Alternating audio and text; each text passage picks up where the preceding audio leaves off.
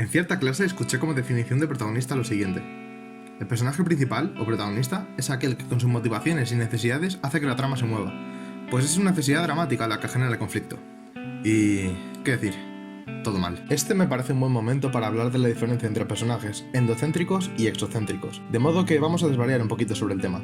Como siempre, apagad los móviles y atended, que esto entra en examen.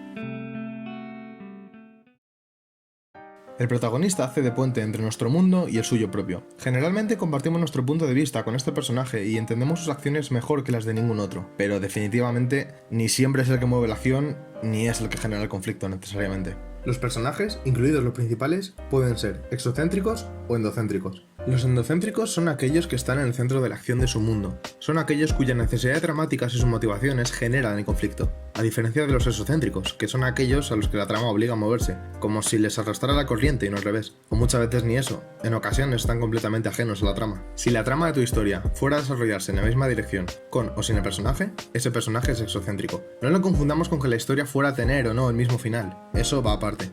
Realmente necesitamos un punto de entrada a la historia que nos van a contar, porque van a pasar cosas, los personajes van a ir a la suya, y si no encontramos a nadie de quien andar pendientes y conectar, pues nos vamos a sentir perdidos mientras el resto hace sus movidas y nos vamos a acabar yendo. Esa es la función del protagonista. Vamos a verlo con el ejemplo del Hobbit. En esta historia tenemos a un grupo de 13 enanos, a un mago y a un hobbit.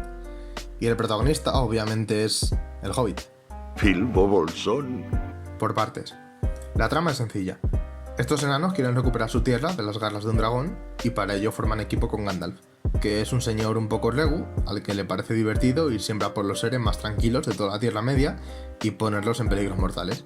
Ahí es donde entra el protagonista, Bilbo, cuya necesidad dramática es quedarse en el parque con los panitas y fumarse 15 en casa. La iniciativa de que Bilbo les acompañe durante el viaje no es del propio Bilbo, sino de este agente del caos.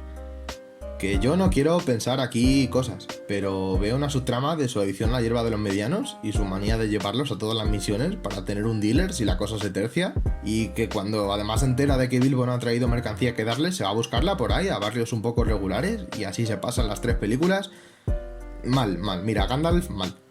Pero vamos, que Bilbo no tiene ninguna necesidad inicial de recuperar Erebor para los enanos porque ni siquiera los conoce inicialmente. La misión principal de este grupo nace de Thorin como heredero y del resto de acompañantes a los que no llegamos a conocer muy bien, excepto a Balin, que es un ser de luz.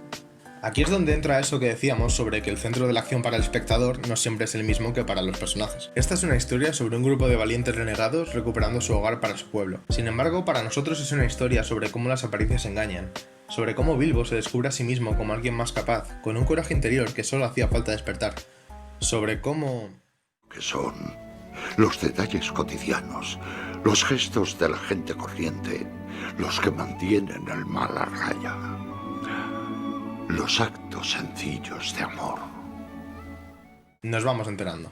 Y sí, sé que Bilbo es quien salva a los enanos en el reino de los elfos, con los barriles y demás, igual que en el bosque de las arañas. Sé que hay muchos momentos que no serían igual de no ser por Bilbo, por lo tanto la trama no se habría desarrollado igual sin él. Pero la clave de esto es que los enanos partieron sin él, y en más de una ocasión parecía que iban a seguir sin él. Porque nuestro protagonista es Bilbo, pero quien carga con el peso de la trama, quien la mueve es Thorin, su legado, su reino, la enfermedad que le corroe y provoca la tercera parte de la trilogía más alargada innecesariamente que jamás haya visto en el cine.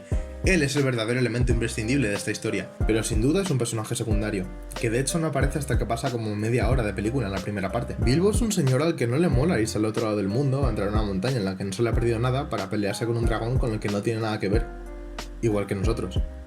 Conoce a todos los integrantes de la compañía poco a poco, igual que nosotros. Y posiblemente sea el único que no conoce los peligros a los que se va a enfrentar a lo largo del viaje, igual que nosotros. De modo que no es quien mueve los sucesos de la trama, solo quien nos sirve de enlace al mundo que nos presentan. Con esto sacamos algunas cosas claras. Primero, que tenemos que aprender a diferenciar bien los elementos narrativos, que muchas veces dan a confusión. Segundo, que Gandalf no es un tío de fiar. Y tercero, que tendría que aprender a cerrar en condiciones los putos vídeos.